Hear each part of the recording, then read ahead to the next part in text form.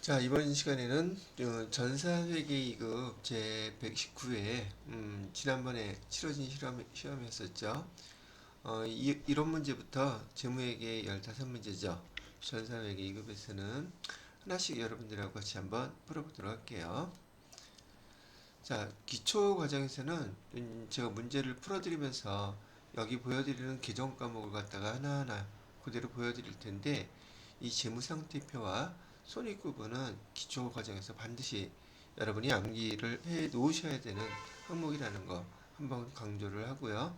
얘가 얼마나 많이 사용되는지, 출제된 문제에서 얼마나 활용되는지 한번 보시기 바랍니다. 자, 1번 문제를 볼까요? 1번 문제가 보면은 다음 중 일반 기업회계 기준상 재무제표에 해당되는 게 뭐냐고 물어보고 있네요. 기본적으로 여러분이 회계를 배우시면서 우리 회계 담당자들이 궁극적으로 작성해야 될 것이 재무제표라고 배우셨을 거예요. 이 재무제표에는 재무상태표, 손익계산서, 현금흐름표, 자본변동표, 주석 5가지가 있다는 것은 아마 다 배우셨을 거고요. 보통 재무제표가 뭐냐고 물어보면은 대부분 재무제표의 종류를 말하시는 분들이 많더라고요. 아니, 그거 말고요. 재무제표의 뜻이 뭐냐고요. 그래서 그 재무제표의 뜻을 갖다 설명해 드리면, 한자어로 재산 또는 재물이라는 뜻이에요. 그다음에 무는 우리 일 또는 업무라는 뜻이고요. 제자는 여러 가지라는 뜻을 갖고 있어요. 그다음에 표는 말 그대로 도식해 놓은 표라고 되는 뜻이죠. 그래서 재무제표가 뭐냐고 물어보게 되면 회사의 재산, 재물과 관련된 업무, 일, 그거를 갖다가 여러 가지 표로 작성해 놓은 것을 재무제표라고 부르는 것이고요. 거기에는 이 5가지가 있다는 거 기초과정에서 다 배우셨을 거고요. 그다음에 재무상태표를 나타내는, 재무제표를 나타내는 각각의 그 키워드들이죠. 일정 시점의 재산 상태, 손익계산서는 일정 기간의 경영 성과, 현금흐름표는 현금의 유입과 유출을 요약해 놓은 표, 그 다음에 자본 변동표는 자본의 크기와 변동을 나타낸 표, 주석은 기정이나 금액에 대한 설명, 뭐 이런 식으로 키워드를 기억해 놓으시면 문제 풀 때 도움이 될 것 같죠. 여기에 해당되는 거 어떤 게 있나 봤더니 요 현금흐름표와 자본 변동표가 재무제표에 해당되는 구성된 있던 것으로 보이네요. 여기 시산표하고 분계장, 얘네들은 재무제표라고 부르지 않는 것들이죠. 자, 1번은 이렇게 설명을 해드리고요. 그 다음에 2번 문제를 보도록 할게요. 자, 상품 매출에 대한 계약금을 거래처로부터 현금으로 받고 여러분이 분계를 배우셨을 때 현금이 들어오게 되면 차변에 자산의 증가 이렇게 기록하기로 배웠죠. 그다음에 상품은 매출을 했다 그러면은 상품이라고 쓰시는 분도 가끔 있으신데 처음이라서 그런지 상품을 판매했다 그러면 상품이라고 쓰시면 안 돼요. 상품이라고 쓰시면 안 되고 얘는 재고자산이에요. 거기 반해서 상품 매출 그러면은 이 상품 매출 아까 손익계산서에서 보여드렸던 그 매출에 해당되는 것이고요. 얘는 수익 계정이에요. 얘는 재고자산 계정이고요. 계정이 아예 달라요. 수익. 자, 회계 처리를 했대요. 근데 계약금을 받았을 때 상품 매출로 처리하면 안 되잖아요. 그죠? 우리가 상품을 팔았을 때는 상품 매출이라고 하겠지만 얘는 상품을 판매한 게 아니라 상품을 판매하기 위해서 계약금을 먼저 받은 거예요. 그러면 선수금을 먼저 받았다는 뜻인데, 여기 선수금에서 부채, 선수금은 부채인데 부채를 기록해야 되는데 부채를 기록 안 했죠. 그러니까 부채는 과소계상됐다고 회계에서는 표현하고요. 상품 매출 계정은 수익 계정인데 얘는 기록돼서는 안 될 것이 기록됐으니까 과대 계상이 됐겠죠. 그래서 여기서 물어본 것은 이 분계의 뜻을 알고 있는지 차이를 물어본 문제였었고, 해당되는 거 보니까 부채가 과소계상된다. 이게 답이 되겠네요. 그죠? 이 자산은 현금인데 현금은 여기 다 저기 제대로 들어갔으니까 과소계상이다, 화대기성이다 이런 말을 할 필요가 없는 거죠. 자, 여기 문제에서는 요거를 여러분들한테 질문했던 거예요. 자, 그 다음에 3번 문제를 보도록 할게요. 자, 3번 문제에서 보시게 되면 재무상태표에서 현금 및 현금성 자산으로 통합 표시되는 것을 올바르게 묶인 것은 그랬는데 여러분들 중에서 그 교재나 설명에 통합 계정 또는 구분 계정 이런 말이 나오면 이거 뭘 뜻하는지 모르시는 분이 있어서 복습 겸 얘기 드리면 현금 및 현금성 자산을 우리는 통합 계정이라고 불러요. 통합 계정이라고 부르고 그다음에 그 밑에 있는 계정들을 우리는 구분 계정이라고 이렇게 부르거든요.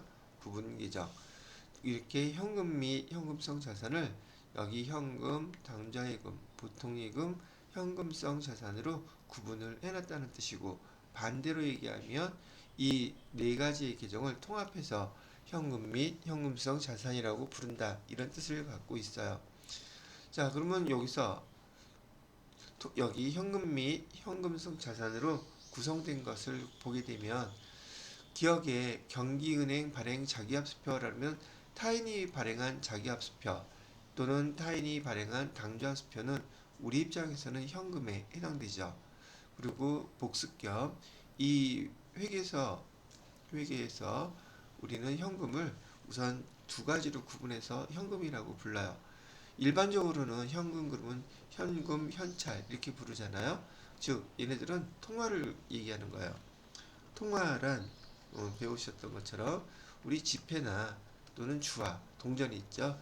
즉 한국은행에서 얘네들은 발행한 것들이에요. 한국은행에서 발행한 지폐나 주화를 우리는 통화라고 부르고 대부분 우리 일반 생활에서는 이 지폐나 주화를 현금이라고 부른단 말이죠. 그런데 우리 회계 담당자들은요, 이 통화 대신에 사용되는 대용 증권, 증권이란 말 뜻은 재산상의 값어치가 기록되어 있는 종이 쪼가리를 갖다가 우리는 증권이라고 부르는 거예요. 그래서 이렇게 지폐나 주화 대신 한국은행에서 발행한 지폐나 주화 대신 통화 대용 증권으로 사용하는 것들도 우리 회계에서는 현금이라고 기록한단 말이죠. 뭐 대표적인 게 여기 조금 전에 말씀드렸던 자기합수표라든지 그 다음에 당좌수표라든지 가계수표라든지 뭐 우편한 이라든지 그 다음에 뭐 이자 지급표라든지 그 다음에 주식 배당표라든지 이런 것들이 다 그 통화 대신에 사용되는 통화 대용 증권이라고 해서 여러분들이 이런 것을 기록할 때 현금이라고 기록해야 된다는 거예요. 그래서 통화 대용 증권은 우리 회계 담당자들이 쓰는 용어들이기 때문에 시험 문제에서도 출제가 잦은 편인 거죠. 이런 거를 구분할 수 있는지 없는지. 기본적인 내용은요. 통화 대용 증권을 가져가면 바로 현금으로 교환할 수 있다는 특징들이 있다는 것까지 기억을 해주시면 도움이 되겠죠. 그래서 여기 자기합수표는 현금 및 현금성 자산 중에서 통화 대용 증권에 해당되는 첫 번째 거예요. 그래서 현금 및 현금성 자산에 해당되죠. 두 번째로는 취득 당시 만기가 3개월 이내, 여기 포인트죠. 3개월 이내에 만기가 되는 채권인 경우 우리는 보편적으로요. 3개월 이상 12개월 이내에 현금화되는 이런 채권을 갖다가 증서를 우리는 단기 투자자산 그 중에서도 단기 금융상품으로 이렇게 구분을 해요. 여기에 보시게 되면 취득 당시 만기가 6개월인 정기예금이라고 되어 있죠. 이런 것이 바로 단기 금융상품에 해당된단 말이죠. 그런데 3개월 이내인 것 1일부터 3개월 이내인 이런 채권은 우리는 여기 현금 및 현금성 자산 중에서 바로 여기 현금성 자산으로 구분해 놓게끔 배웠단 말이죠. 3개월 이내는 여기 현금 및 여기 현금성 자산에 속하는 거예요. 기본적으로 이 현금성 자산이 되기 위해서는 전제 조건이 여기 금융자산, 여기 단기 금융상품 있죠. 단기 금융상품에 해당되는 것 중에서 취득 당시 만기가 3개월 이내인 정기예금이나 정기적금 또는 우리 사채 있죠? 채권을 갖다가 우리는 현금성 자산이라고 부른다라고 기억을 하고 계셔야 돼요. 그래서 여기 두 번째 것도 현금 및 현금성 자산에 해당되는 것이고요. 그 다음에 세 번째, 단기 시세차익을 목적으로 구입한 주식은 단기 시세차익이란 말 뜻 자체가 타회사의 주식을 취득하면서 목적 자체가 단기 시세차익인 것은 단기 매매 조건이라고 기록한다고 배우셨을 거예요. 이는 단기 투자 자산 안에 포함되는 것이니까 여기 현금 및 현금성 자산에 포함되는 것이 아니란 말 뜻이 되겠죠. 그 다음에 취득 당시 만기가 6개월인 정기예금, 아까 여기 단기 금융상품에 해당된다고 제가 말씀을 해드렸어요. 그래서 여기 3번에 대해서 해당되는 답은 기억하고 니은 1번이 되겠다는 얘기죠. 자, 여기도 마찬가지로 아까 말씀드렸던 여기 재무상태표에서 여러분이 계정을 구분할 수 있는가 없는가 하는 그런 문제로 이렇게 출제가 되고 있다는 거 말씀을 드리는 거고, 그만큼 우리한테는 재무상태표가 기초과정에서 무척 중요하다는 거 알고 계셔야 될 거란 얘기예요. 아시겠죠? 자, 그 다음 4번 문제로 넘어가 보도록 할게요.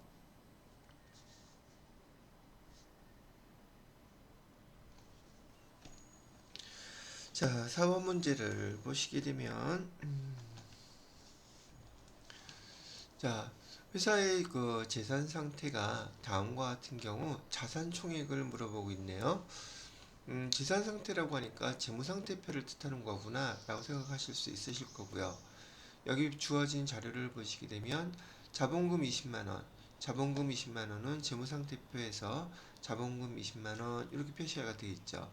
그 다음에 예수금도 유동부채에 해당되니까 부채 계정에다가, 장기차입금은 비유동부채, 그래서 여기 부채에다가 선수금도 유동부채, 그래서 부채와 자본을 다 합쳐서 85만원이래요. 근데 우리는 재무상태표는 차변의 합계금액과 대변의 합계금액은 반드시 일치해야 한다고 배우셨죠.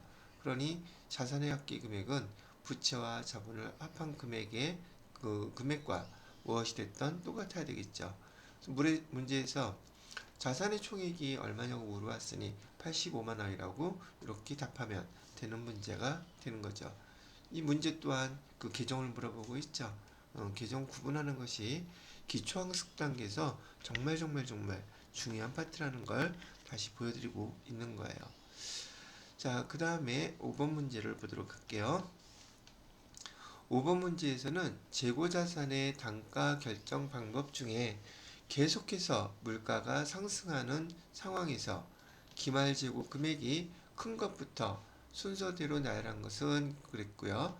단 기초재고와 기말재고는 동일하다고 가정을 한다는 얘기죠.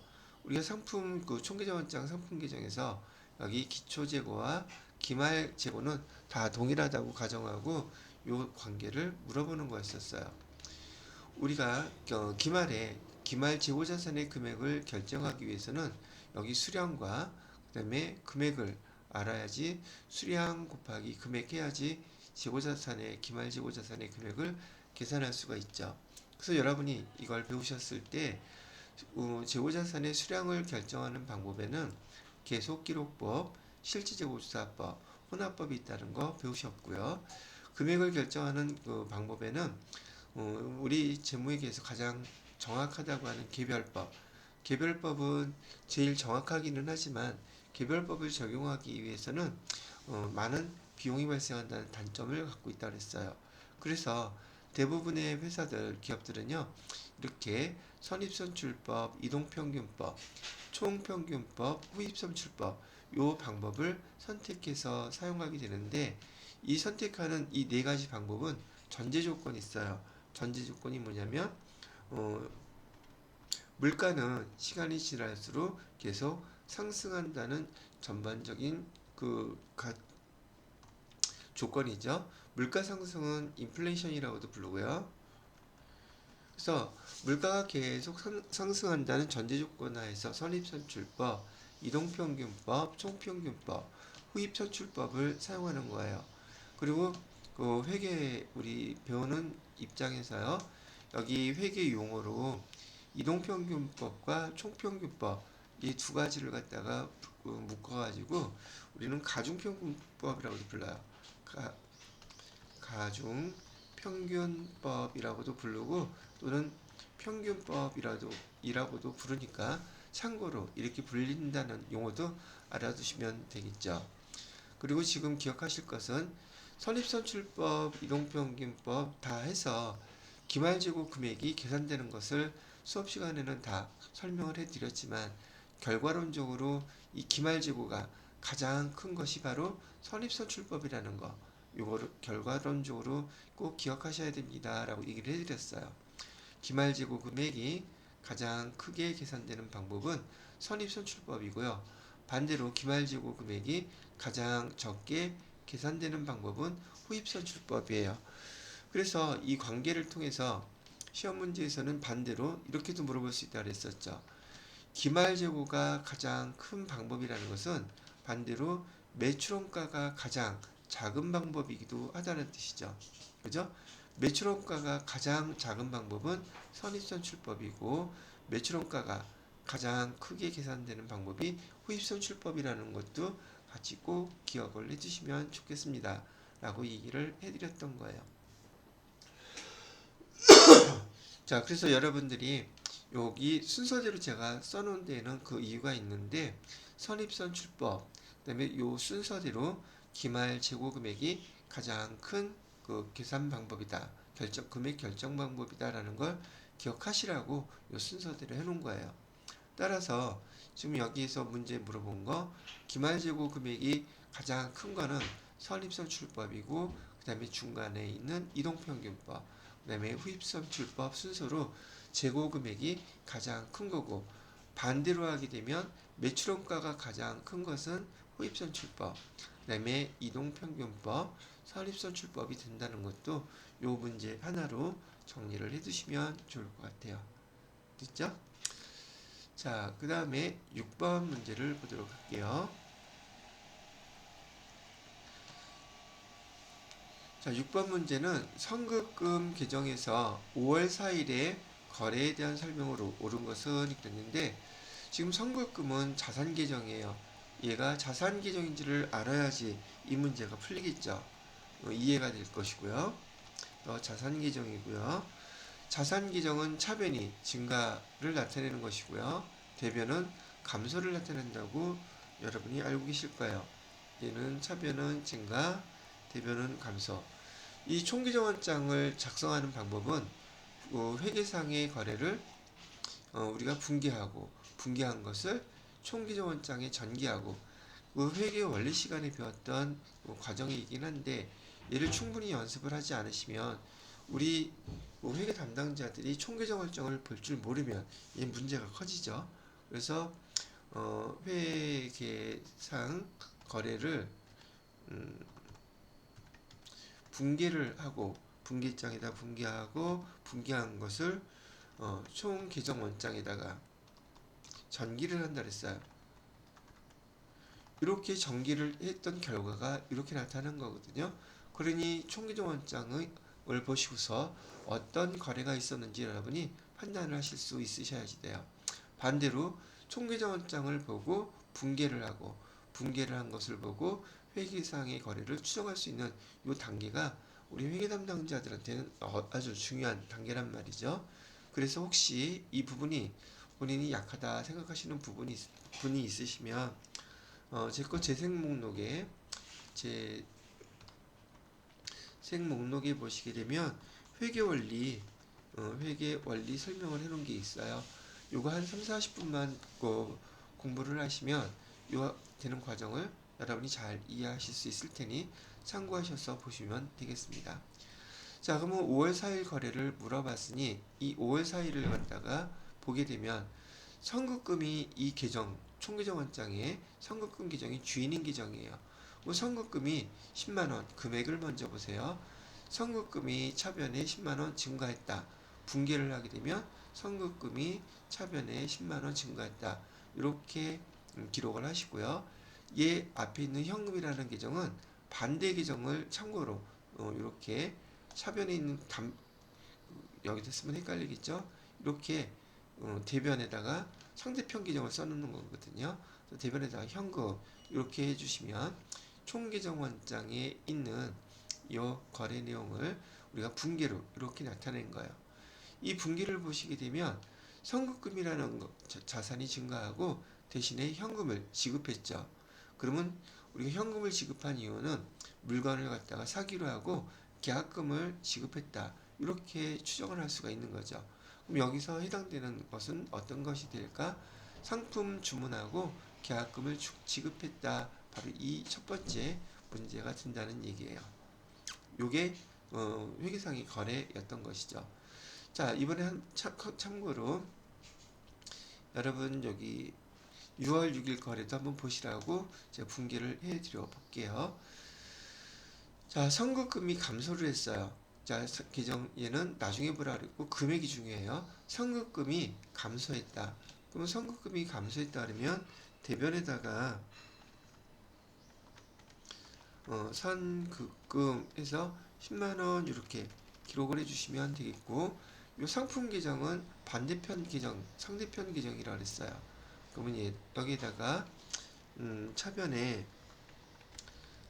상품에서 10만원 이렇게 기록이 되게 되는데, 얘가 바로 요 6월 6일 날의 거래라는 뜻이죠. 6월 6일 날 거래. 그럼 이 거래를 추정해 보면 선급금이라는 자산이 감소하면서 상품이 들어왔다. 아, 계약금 상계시켜주고 우리 상품 받았다. 이렇게 얘기하면 된다는 얘기죠. 만약에 이 경우 6월 6일 거 같은 경우는 상품을 매입하고 계약금을 차감했다. 요게 여기 6월 6일에 해당하는 거래가 된다는 거예요. 자, 요거 총계정원장 보는 거는요, 우리 회계 담당자한테는 이게 하나의 언어예요. 그래서 언어기 때문에 얘를 볼 줄 모르게 되면 앞으로 회계 1급, 세무 2급, 세무 1급 할 거 없이 회사에서의 업무에서도 지장이 많이 생기니까 정확히 잘 배워두시기 바랍니다. 자, 6번 설명은 이렇게까지 하고요. 그 다음에 7번 문제를 보도록 할게요. 자, 7번 문제를 보니까 다음 중 감가상각 방법 중에서 내용 연수 동안 감가상각액이 매 기간 감소하는 방법이 아닌 것 찾으래요. 아닌 거. 그럼 나머지 세 개는 계속 매 기간 감소한다 그러는데, 여기서 보시게 되면 제가 수업 시간에 말씀드렸던 감가상각 방법은 여기 나와 있는 것처럼 우선 정액법이 있고요. 그 다음에 정률법, 그 다음에 연수합계법, 그 다음에 생산량 비례법, 이렇게 네 가지를 설명해 드렸었는데, 이 중에서 정액법을 제외한 정률법이라든지 연수합계법, 생산량 비례법, 여기 나와 있는 요 이중체가법까지 다 합쳐서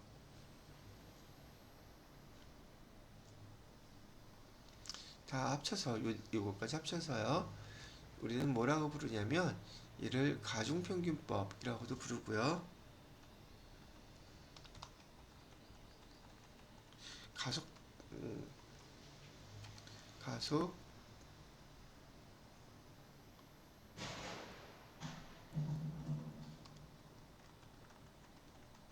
가중평균이 아니라 가속삼각법이라고도 부르고요. 그 다음에 가속삼각법이라든지 뭐 가중평균법 뭐 그렇게도 부르기는 하거든요. 자, 그래서 그 내용을 갖다가 여러분들이 요 그래프를 한번 보시게 되면, 여기 가속삼각법 같은 경우에는요, 감가상각비가 초기년도에 제일 많이 발생하고, 시간이 지나갈수록 그 감가상각비 금액이 점점점 이렇게 줄어들어요. 즉 우리 현실에서 여러분이 그 유형자산을 취득하거나 여러분이 그 유형자산 중에서도 차량운반구 같은 거 취득하게 되면 초기 년도에 감가상각이 엄청 많이 된단 말이죠. 즉 여기 가속상각법이 우리 현실에 맞는 상각법이다, 이렇게 기억하시면 되겠고, 이 감가상각비 그래프가 이렇게 우하향하면서 계속 금액이 감소하는 방법이라 이렇게 기억을 하셔야 돼요. 요 가속상각법이요. 거기에 반해서 감가상각비의 그래프는 이렇게 되는데, 감가상각 누계액의 그래프는 반대로 초기 연도에 급속도로 상승하면서 후반부로 갈수록 점점점 완만해지는 그래프가 된단 말이죠. 그래서 여기 가속상각법에 대한 요 그래프 두 개를 잘 기억해 주세요. 거기에 반해서 이 정액법은 감가상각비가 매년 일정하단 말이죠. 이렇게 매년 감가상각비는 일정해요.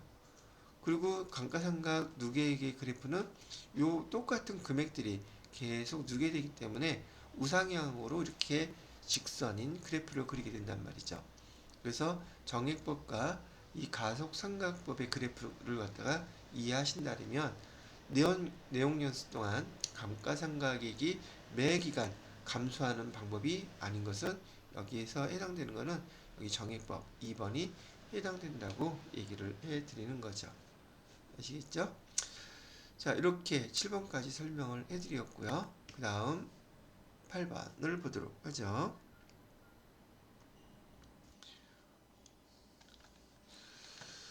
자, 8번 문제에서는 2025년 1월 1일 유형자산 처분에 관한 거래이다.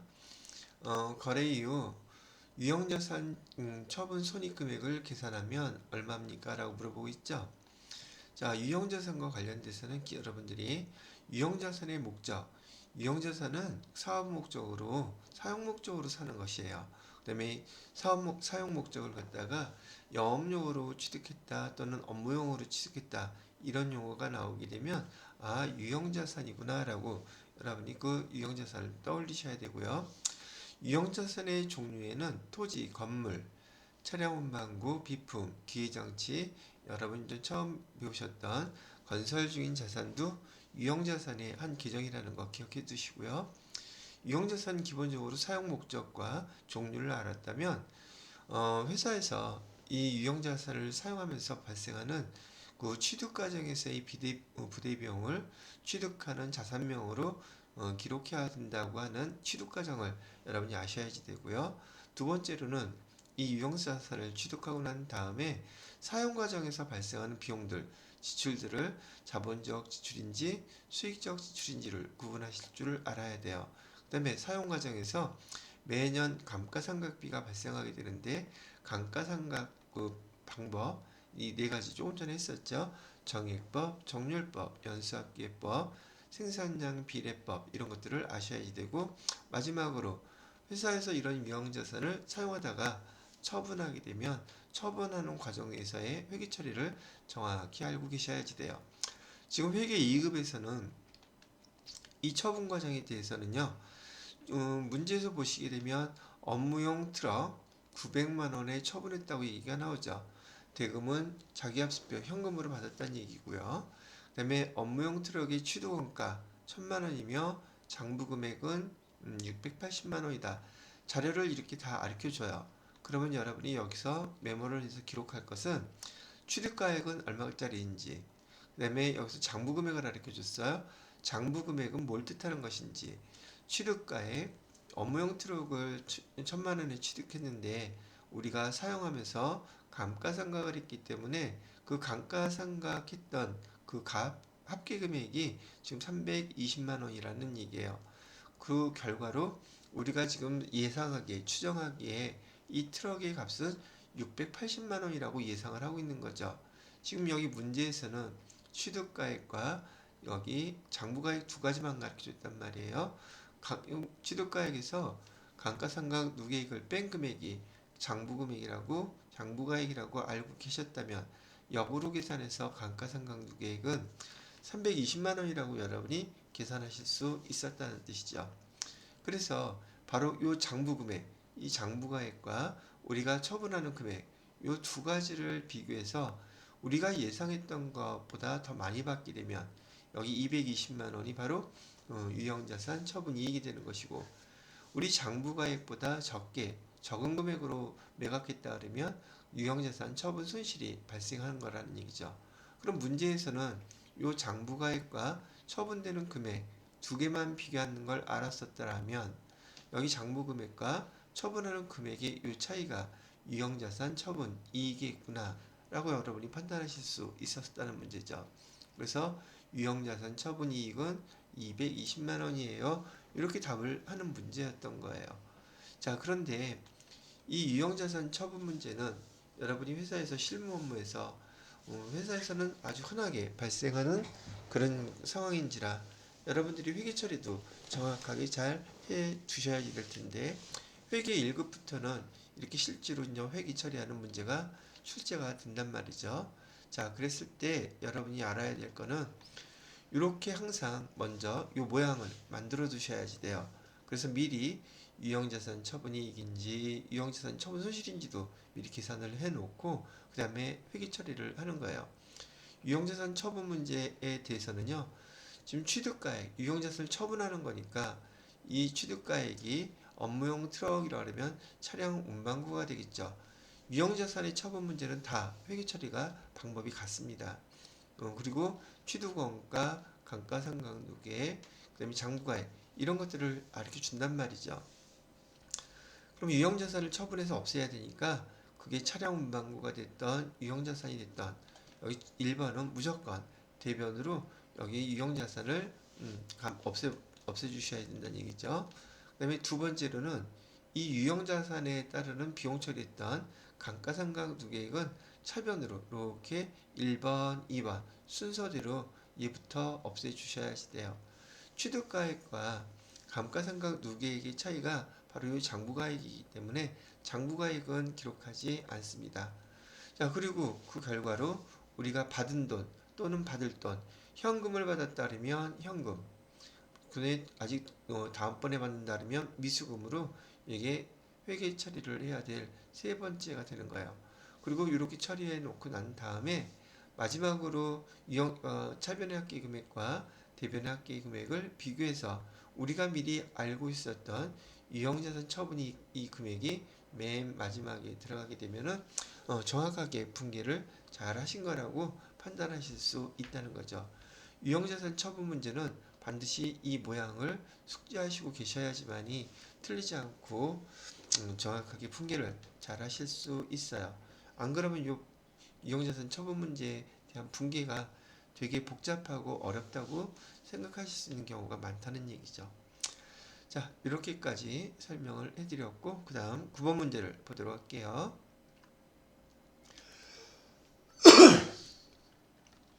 자, 9번 문제를 보니까 다음 중 아래의 회계 처리에 대한 설명으로 가장 적절한 것은, 그런데 붕괴가 되어 있는 상황에서 이 붕괴를 회계상의 거래로 추정하라는 그런 문제죠. 이거 흔하게 많이 나온다 그랬었죠.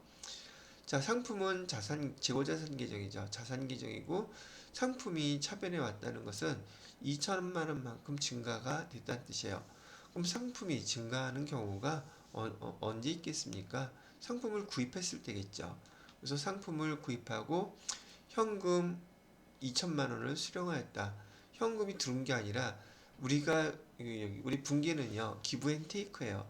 상품이 증가를 했다면 반대급부로 우리는 뭔가를 줬어야지 돼요. 그죠? 근데 대변을 보니까 외상매입금이라는 부채가 증가하고 있죠. 아, 그러면 상품을 외상으로 구입했구나, 이런 뜻이 된다는 얘기예요. 그럼 여기 상품을 구입하고 대금 2천만 원을 다음 달에 지급하기로 하였다. 다음 달에 지급하기로 한 게 바로 요 외상매입금으로 기록됐다는 얘기죠. 그래서 9번에서 해당되는 거래의 추정은 2번, 상품을 구입하고 대금 2천만 원을 다음 달에 지급하기로 하였다. 요것이 된다는 얘기예요. 되셨죠? 자, 그 다음에 9번은 이렇게 설명을 해드리고요. 그 다음에 10번 문제를 보도록 할까요? 10번 문제는 또 어떤 문제인가? 자, 재무상태표상 비유동부채에 대한 해당되는 것으로 구성된 것을 물어봤는데 얘도 마찬가지로 재무상태표의 개정 문제죠. 그래서 제가 여러분 그 복습하시기에 좀 편하도록 부채 파트를 유동부채와 비유동부채로 이렇게 구분을 해놨어요. 여기서 비유동부채 거 물어봤으니까 비유동부채 있는 거 찾으시면 되겠죠. 여기 장기차입금 여기 있네요. 그죠? 그 다음에 임대보증금도 있고요. 그런데 유동성 장기부채는 여기 유동부채예요. 그 다음에 장기차입금도 있고요. 그죠? 그 다음에 퇴직급여 충당부채. 해당되는 답은 여기 4번이 되겠구나. 이렇게 판단하실 수 있다는 거예요. 시험 문제 푸시고 난 다음에 요 부채 계정 그때라도 반드시 암기를 해 놓으세요. 자, 10번은 여기까지 설명해 드리고요. 그 다음에 11번 문제 볼게요. 자, 11번 문제는 어떤 문제인가? 개인기업인 부산상점의 2월 시산표 중 일부라고 되어 있고 기초자본금이 40만 원이라고 가르쳐주고 있어요. 자, 여기서 나오는 2월 시산표, 요 2월 시산표를 모르게 되면 이 문제가 뭘 뜻하는지 잘 모르실 수 있잖아요. 이 2월 시산표는요, 우리가 2025년 12월 31일 날 결산을 마감하고요. 결산을 마감하게 되면은요, 2025년에 발생했던 수익과 비용 계정은 모두 소멸을 해서 그 잔액이 다 제로로 없게 돼요. 그래야지 내년에 2026년도 1월 1일부터 수익과 비용을 다시 집계해가지고 그 다음에 손익계산서에서 수익 비용 차익으로 경영성과, 경영평가 뭐 이런 걸 한단 말이죠. 자, 그래서 이 2월 시산표에는 내년도 즉 2026년도 1월 1일로 2월 되는 잔액만 기록을 한 표예요. 그래서 여기 보시게 되면 지금 손익계산서에 계정은 하나도 없고 다 그 자산, 부채, 자본 계정만 남아 있는 것이고요. 그리고 여기 자본금이라고 표시되어 있는 금액이 바로 결산을 마무리하고 기말 잔액을 얘기를 하는 것이란 말이죠. 그래서 기말 자본금을 뜻하는 것인데 기말 자본금은 기초 자본금 플러스 그 다음에 당기 손익을 반영한 것을 우리는 기말자본금이라고 표현한단 말이죠. 그래서 여러분들은 회계 원리에서 배웠던 기말자본금의 구성은 기초자본금 플러스 당기순손익이다. 이렇게 기억을 하고 계셔야 돼요. 이 기말자본금 50만원이 바로 기초자본금 문제에서 줬던 40만원 플러스 당기순이 10만원 이렇게 구성돼서 기말자본금으로 된 것이고 12월 31일 이 기말자본금이 내년 1월 1일로 기초자본금으로 그렇게 차기 2월 되는 것이라고 이렇게 보시는 거죠. 그래서 이 자체가 기말자본금이었던 거예요. 그럼 결국은 여러분들이 이 2월 시산표의 뜻을 정확히 이해를 하고 있었다면 답을 아예 가르쳐준 문제였다는 얘기죠. 그래서 여기 기초자본금 가르쳐주고 당기순이익도 계산해서 등등 되는 것인데 질문에서는 기말자본금이 얼마냐고 물어봤잖아요. 그래서 여기 그대로 50만 원이 답이 되는 겁니다. 되셨나요? 자, 이렇게 해서 2월 시산표에 대한 것도 한번 잠깐 정리를 해드렸고요. 그 다음에 12번 문제를 볼게요. 자, 이번에 12번 문제는 다음 자료를 이용하여 이번엔 당기순이익 얼마냐고 물어보고 있네요. 자, 당기순이익을 계산할 때 두 가지 방법이 있어요. 첫 번째는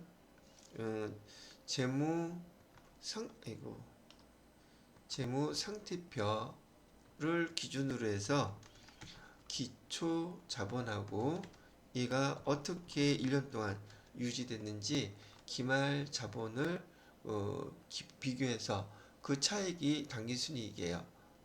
이걸 갖다 우리는 뭐라고 부르냐면 우리 회계에서 자본유지 접근법이라고 부르는데 기초자본과 기말자본이 어떻게 기초자본이 기말까지 유지됐는지를 보고 그 차액을 단기 순이익이다, 단기 순실이다, 단기 순손익을 계산할 수 있다. 그래서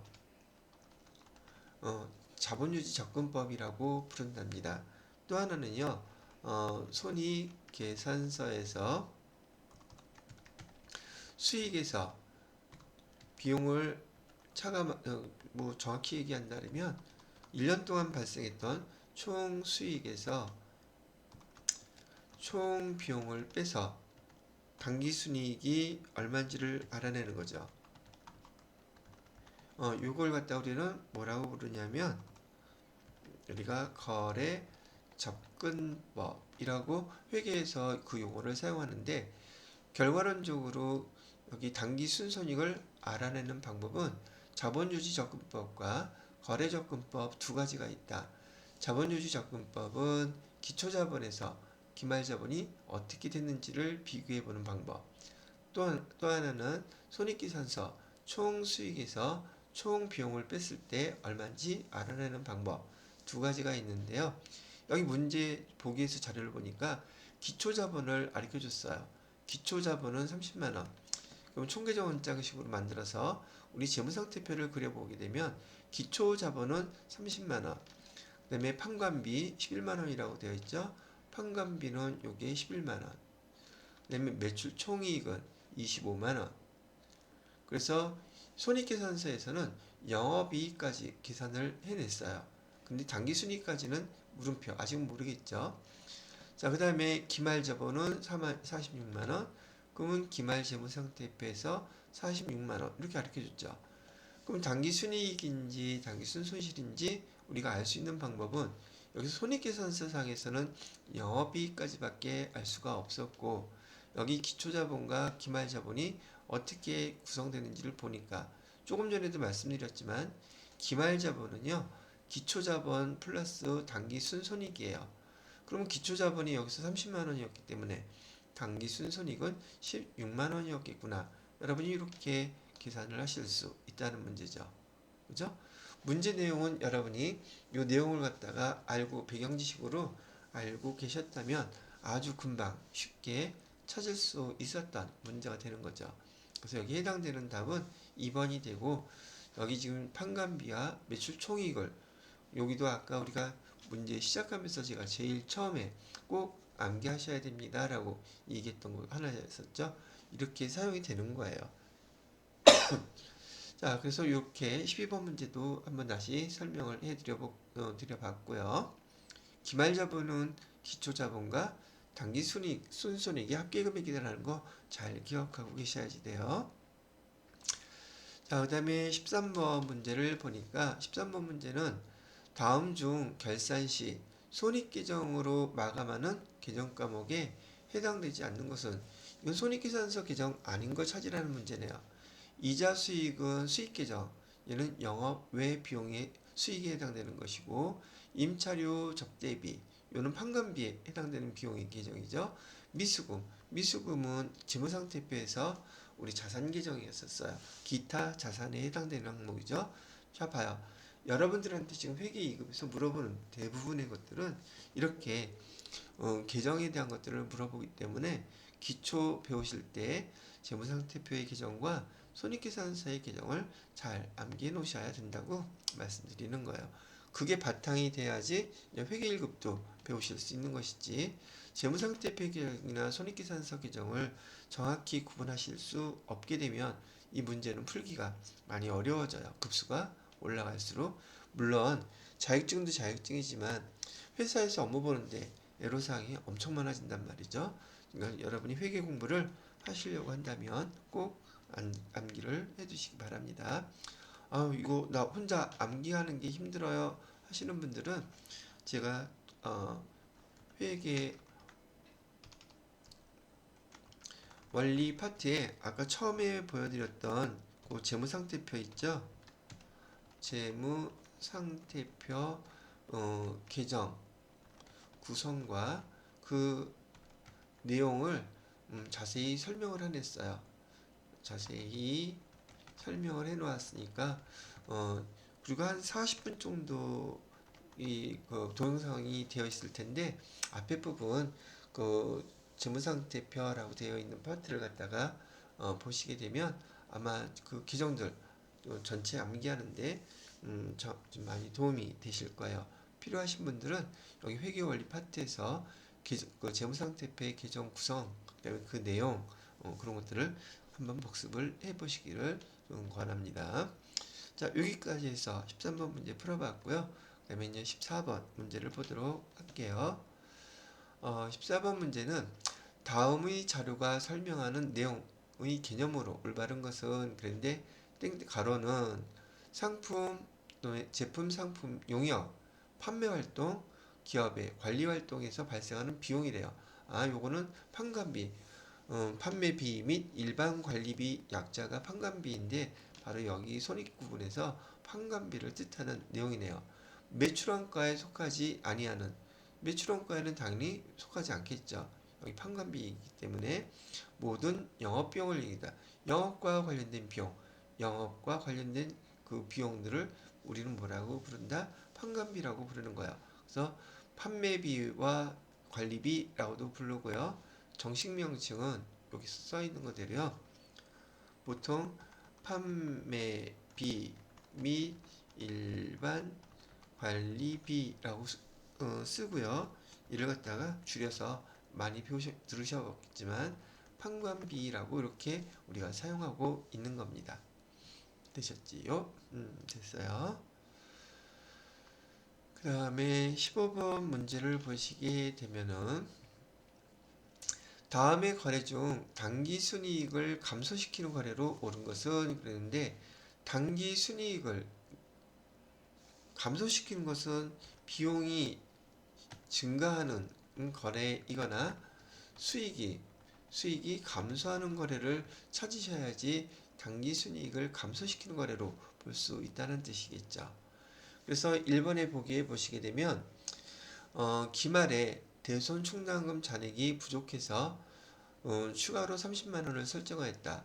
그러면 보충법으로 추가했다는 뜻이니까 대손충당금 설정 금액이 30만원이었다는 것을 뜻하죠. 그러면 우리가 분계를 할 때 기말에 차변의 대손상각비, 대변의 대손충당금 30만원 이렇게 분계를 했을 거예요. 자, 그런데 여러분이 많은 분들이 요 대손상각비가 판관비인 거를 모르시는 분들이 많더라고요. 이가 바로 판관비예요. 그 다음에 또 하나 알아두셔야 될 게 감가상각비도 대표적인 판관비라는 것도 이 문제를 통해서 같이 기억해 놓으시고 차변에 비용이 발생했으니 이 대손상각비 발생한 만큼은 여기 비용이 증가했으니까 당기순이익이 감소되겠죠. 그죠? 그래서 첫 번째 감소시키는 거래로 옳은 것은 바로 여기 1번에 해당이 되는 것이고요. 그 다음에 2번 보기를 보시게 되면 상품을 대량으로 구매로 인하여 50만원 할인받았다 그랬잖아요. 그럼 여기 상품을 대량 구매를 했기 때문에 상품을 대변에다가 줄여주시고 그 다음에 차변에다가 상품 할인받은 매입 할인이라고 해서 50만원을 이렇게 줄여주시는데 사실은 이 상품을 처음에 취득했을 때 이를 갖다 외상으로 해놨었다면 상품이 아니라 요 계정은 외상 매입금이 감소되는 거래로 기록을 하셔야 돼요. 외상 매입금 줄 돈이 50만원만큼 줄어드는 거예요. 그리고 할인받았으니까 차변에 매입 할인. 그러면 이 매입 할인도 당기 순이익을 감소시키는 거래 아닌가요? 라고 얘기를 하는데 이 매입 할인은요. 이 외상 매입금 요 금액의 그 차감 규정이에요. 그래서 손익계산서에 영향을 주지는 않는다는 얘기죠. 그래서 이렇게 기억을 해두시면 되겠고요. 그 다음에 세 번째 단기매매증권을 처분해서 50만원의 처분 이익이 발생했대요. 그러면 그 보통예금으로 받았다고 했을 때 단기 매매증권 처분 이익은 이익을 더 증가시키는 항목이 되겠죠. 왜요? 이 단기 매매증권 처분 이익은 영업의 수익 계정에 들어가는 거예요. 그러면 수익 계정에 들어가니까 단기 순이익도 증가를 하게 되겠죠. 그죠? 근데 여기는 감소시키는 거래를 물어봤기 때문에 단기 매매증권 처분 이익은 단기 순이익을 증가시키는 항목이라서 올바르지 않고요. 장부가액이 1,000원인 기계장치의 화재로 인해서 보험금 30만 원을 수령했다 그러면은 여기 해당되는 금액에서 우리 보통 예금으로 받았다고 가정했을 때 대변에 이를 보험금 수익 계정으로 처리한단 말이죠. 보험금 수익 계정도 마찬가지로 영업의 수익에 해당되기 때문에 당기 순이익을 증가시키는 그런 계정이 된다는 얘기예요. 당기 순이익을 감소시키는 거래가 아니란 얘기죠. 자, 그래서 여기 해당되는 거래로 옳은 것은 1번이 답이 된다는 얘기를 해드리는 것이네요. 자, 이렇게 해서 15번까지 문제를 풀어봤고요. 잠깐 쉬었다가 여기 실기 문제 같이 풀어보도록 하겠습니다.